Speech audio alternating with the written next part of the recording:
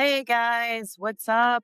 This is Dr. Karmon coming at you live on the Best Life podcast. I am a licensed psychologist in the state of Florida, and I practice psychology, helping people with anxiety, depression, stress, and trauma to live their best life. So what we're getting into today is something that's been happening a lot with my clients in the last couple of weeks.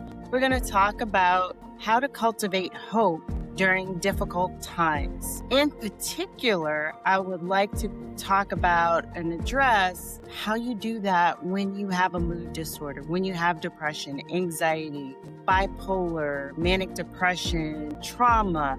When you're dealing with those things on a daily basis and life seems to be difficult, there's seasons when it feels as though the ground beneath us is shifting, sometimes literally, with the earthquakes that have been happening lately, with political and social conflict, with economic uncertainty, rising costs, frightening news, and personal losses overwhelming. Stress can feel even more overwhelming. It can intensify anxiety, disrupt your sleep, affect motivation, and contribute to changes in your mood. But hope is still possible. It's always about cultivating the hope to help you bounce back from difficult times. And that's why I created this article on our blog, BradentonBestLifeCounselingCenter.com, Best Life blog. What happens when the world feels unsafe? What happens is that your nervous system notices. Our brains are designed to detect threats. When we are repeatedly encountering frightening news, financial uncertainty, natural disasters, conflict, or social instability, our nervous system may remain in a heightened state of alert. So if you are someone who suffers with post-traumatic stress, what's going to be noticeable to you is that you may have some difficulty sleeping or stay asleep. You may be constantly checking news or social media. You may have racing or repetitive thoughts, irritability or emotional sensitivity, difficulty concentrating, feeling helpless or powerless, a loss of motivation, increased worry about the future, and feeling emotionally numb or disconnected. So for somebody who has a mood disorder, prolonged stress can be particularly important to monitor. Changes in sleep, activity level, appetite, energy, and emotional regulation can sometimes signal that your mood is beginning to shift. So I talk to my clients about noticing these very things to help them to anticipate the changes and also prepare how to get support and be supportive of themselves in those difficult times. This is one reason that cultivating hope is not simply an emotional exercise. It is part of taking care of your mental health. So I also want to explain some things to you. I want you to understand what hope is. Hope is not the same thing as being optimistic. Optimism says things will probably turn out well. Hope is different. Hope says, I don't know exactly how this is going to turn out, but there are still things I can do, people I can connect with, and possibilities I cannot yet see. That distinction matters. So if you are experiencing financial stress, hope doesn't require you to believe that your financial concerns will disappear. Instead, hope might look like making one phone call for assistance, asking for help with your budget or reviewing your budget, or identifying one expense you can change. If the news is frightening, hope doesn't require you to believe the conflict will immediately end. It might mean choosing to stay informed without allowing the news cycle to consume you and consume your entire day. So I want to offer you some tips. I'm not going to go into detail with all of them, but I'm going to talk to you about ways that you can help yourself cultivate hope. The first one is separate what you can control from what you cannot. This is something that I talk about all the time, especially with my clients who are highly anxious. And we're going to come back to that after I get through this list. The second thing is creating psychological grounding when the world feels unstable. Predictable routines can provide an important sense of stability. So that's part of what that means. I'm not going to get into all of the ins and outs of that one, but just to give you a flavor of what that psychological grounding is, it's more about the routines that keep your mental health stable and help you to buoy up during these chaotic times or unstable times. It needs to be something that's repeatable.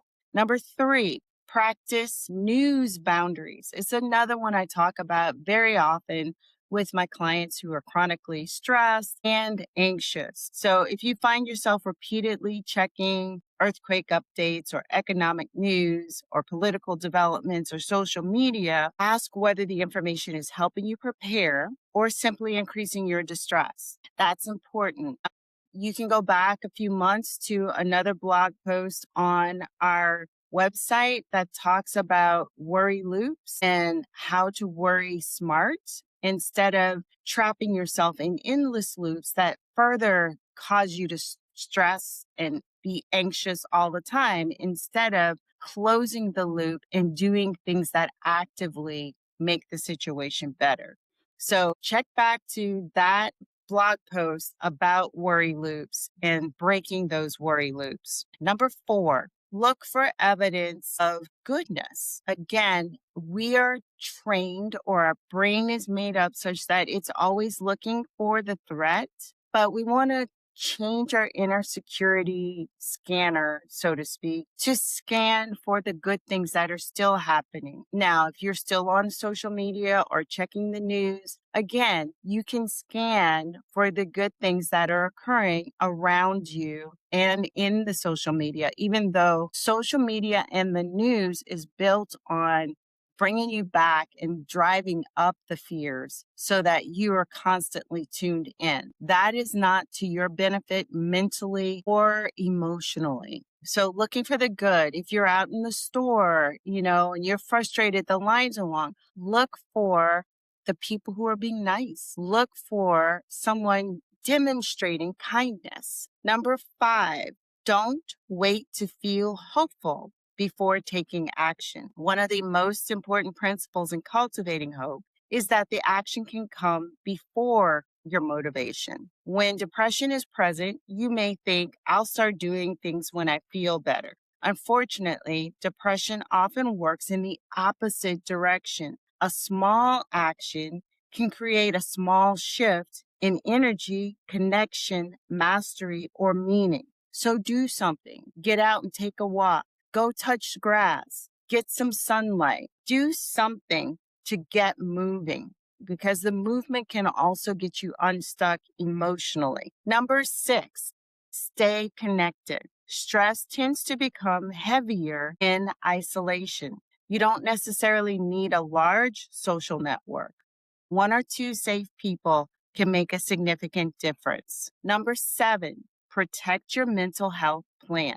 And we're going to come back to that one shortly, just as we are with number 1, because this is more related to your mental health plan if you have a mood disorder that you're also managing during difficult times. Number 8, let hope be small. Sometimes we put unnecessary pressure on ourselves to feel inspired, positive, or confident about the future.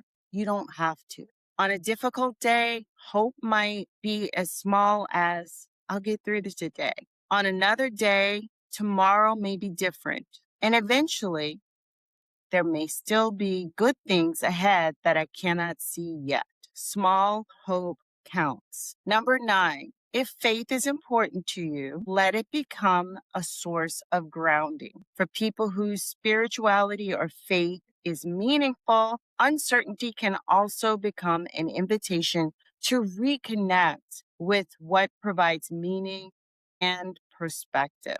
So don't quit your spiritual practices or your faith-based practices. This is the best time to tap in and reconnect. So number 1 was separate what you can control from what you cannot.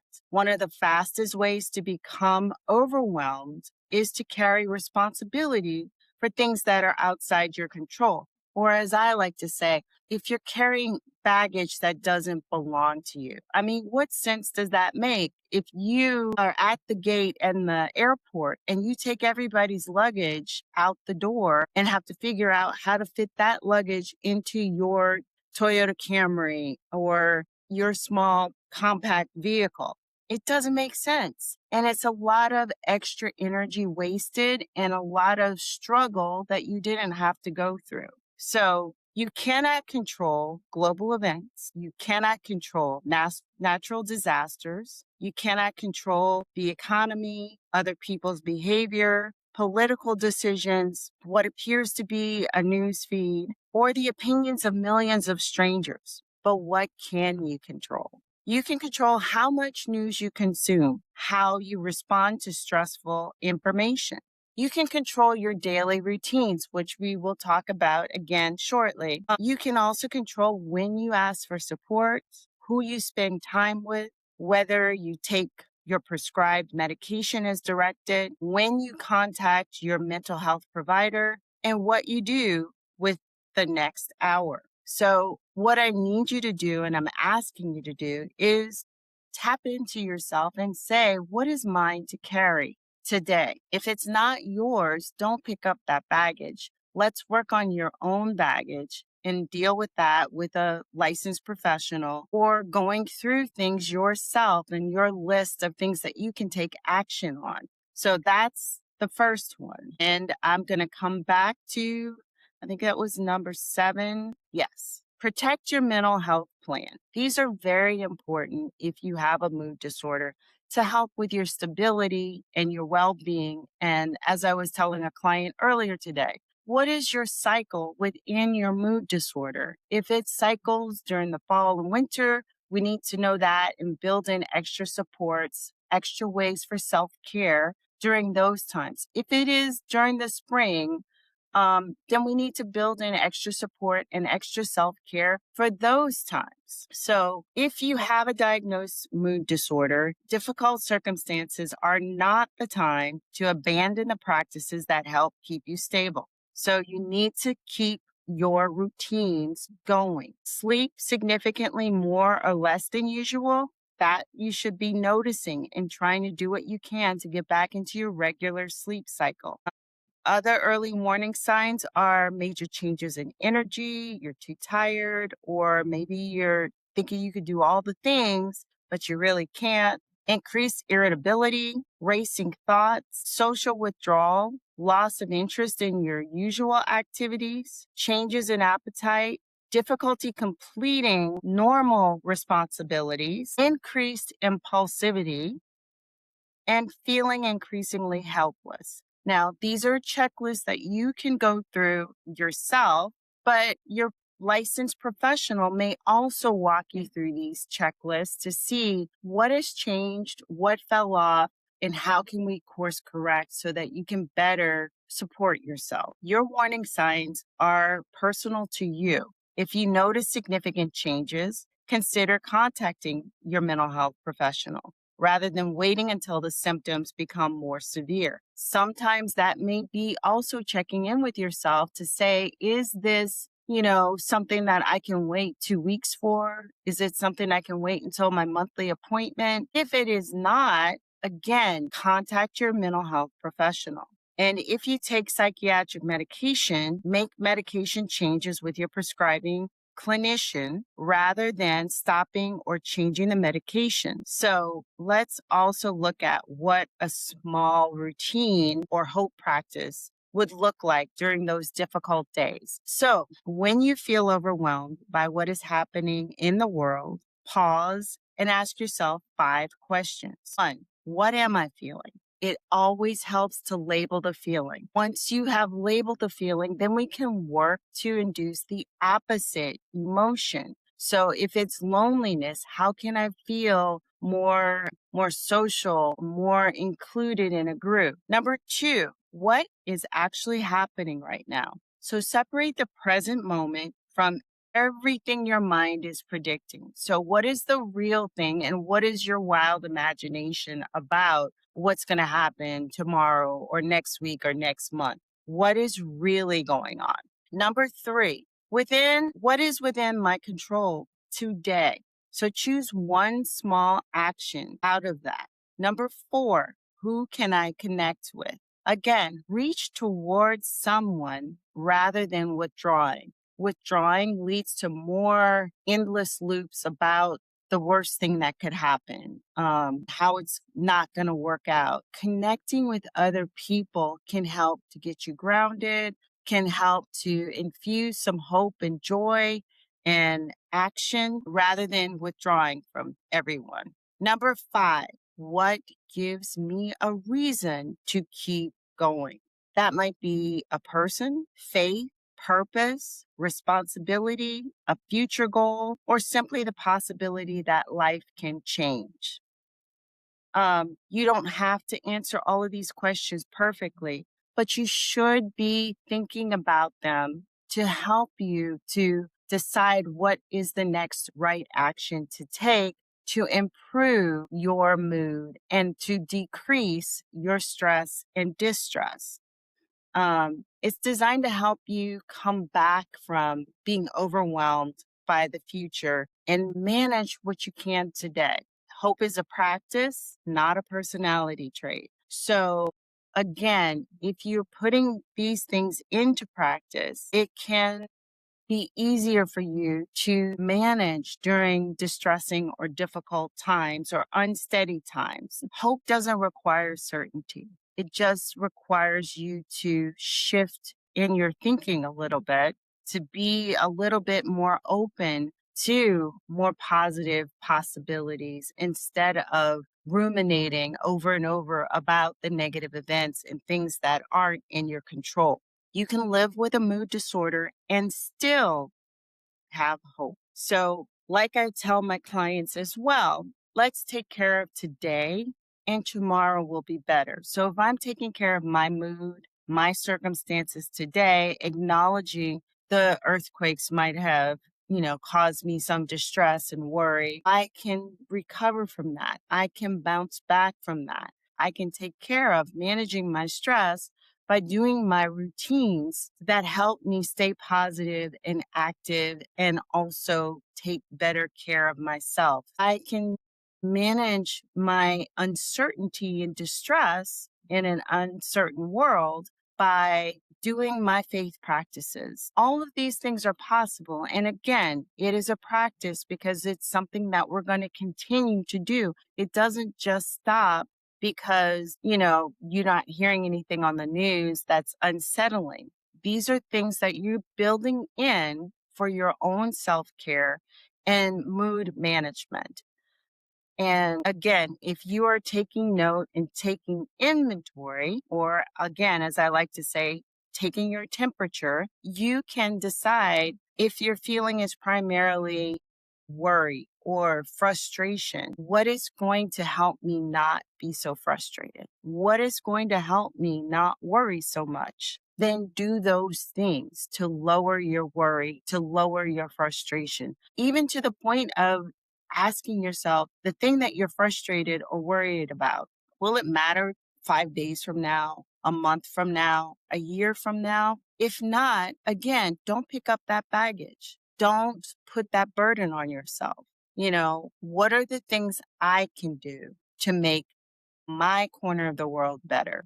What are the things that I can notice where good things are still happening? Because remember, the social media and the news run on negative events to keep you glued to the screen for the next update. You don't need to stay there. You let them run their marketing plan and do what's best for you and your mood and your well being. So I hope this helped. If you enjoyed the content and you're enjoying the content that I've had before, please subscribe to the podcast, to Spotify, and don't forget to like us and share us out to people who also need to get this message. And again, if you want to drop in the comments some ideas for future videos on living your best life and staying mentally well, do that in the comments and we will take that under advisement and try to give you that education. So until next time, be well.